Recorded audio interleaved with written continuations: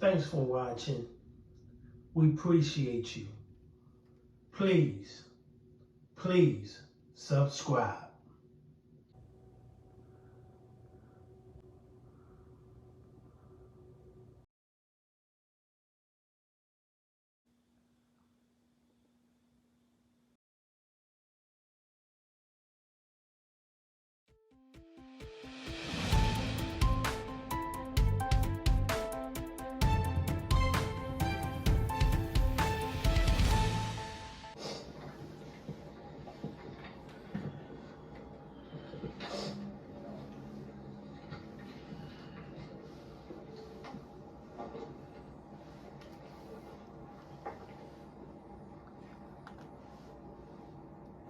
Ready?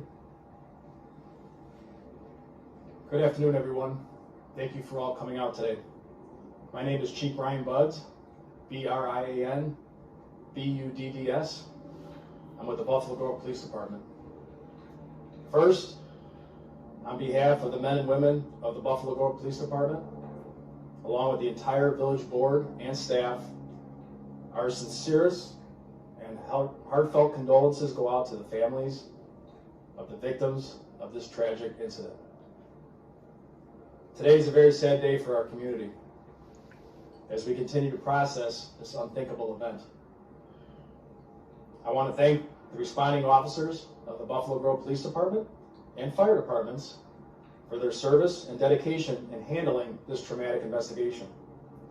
I also would like to thank the Lake County Major Crimes Task Force, along with the Lake County Coroner's Office, for their invaluable assistance with this investigation, which remains very active and ongoing.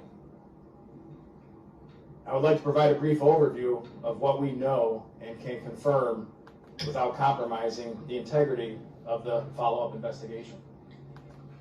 To reiterate last night's media release, yesterday, November 30th at 11:12 a.m., Buffalo Grove Police were dispatched to a single-family residence located in the 2800 block of Acacia Terrace, following a call for a well-being check on an adult female. Upon our arrival, police were unable to make contact with anyone inside the home. Forced entry was deemed necessary, and a sweep of the home was conducted. 5 deceased individuals were found. The preliminary investigation indicates this was a domestic-related incident, and there was no further threat to the community, and continues to be no ongoing threat to the public. At this time, I would like to turn it over to the Lake County Coroner, Ms. Jennifer Bannock, who will provide new information regarding the coroner's examinations. Jennifer?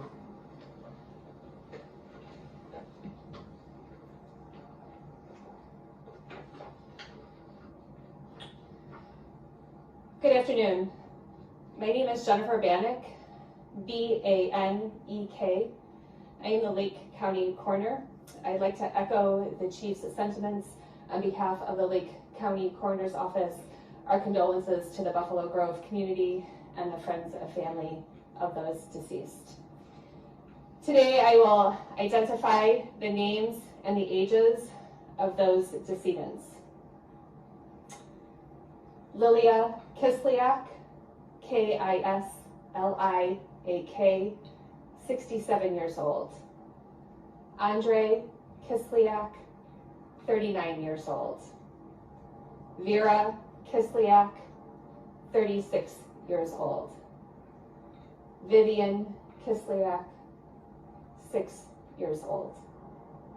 Amelia Kislyak, 4 years old. At this time, the coroner's office has completed 4 of the 5 autopsies. It appears that the cause of death for those decedents are all sharp force injuries. Thank you.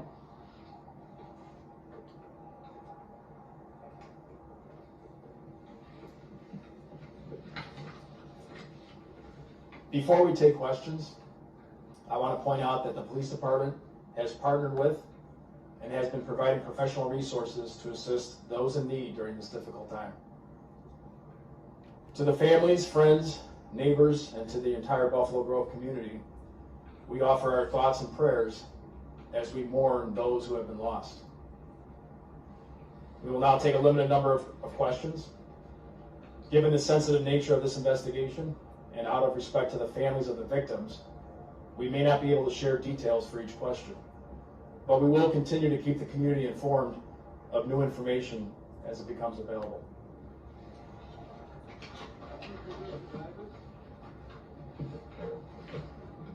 There were no survivors, and we were not made up anywhere of information that indicated otherwise.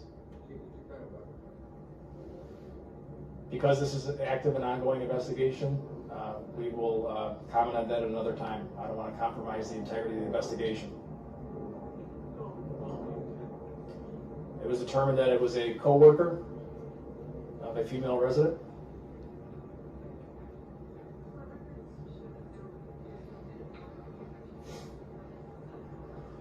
At this point, I'm going to withhold comment. Again, I'm going to refer to the fact that it's an ongoing investigation with many different agencies. We will disclose that at another time, but at this particular time, I prefer not to release that information. Again, we have the information, we're analyzing it. We're not prepared to release it at this particular point, again, to not compromise the investigation.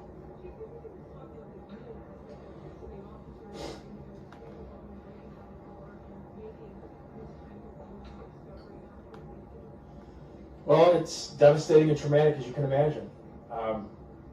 You don't necessarily train for that. We are resilient by virtue of what we do, but nothing really prepares you for that. It was a horrific sight, and we are closely, working with our officers and making sure they're getting the services they receive. I salute them and all that assisted with that on that scene, because it was traumatic, and it's something that nobody should ever see, but it is part of what we do, and we will heal as a department.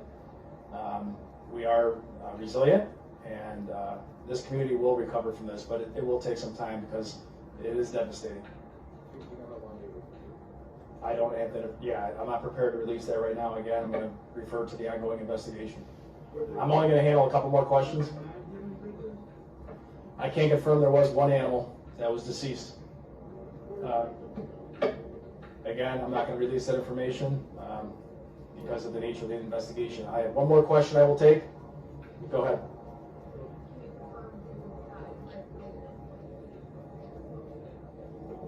Again, I am not at liberty to discuss that right now, and out of the integrity of the investigation. We will reveal that at a later time.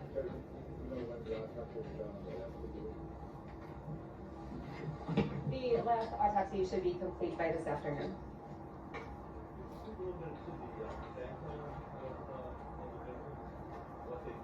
All right, folks, that's all the questions that we'll be taking for the day. I do have hard copies of a press release, including the information that was provided today. Amy has those available over here. And also, Molly Gillespie, Director of Communications. If you're not on my media contact list, we have a sign-up form over here with Malcolm. Thank you so much for coming out today. We really appreciate it. Thanks for watching. We appreciate you. Please subscribe.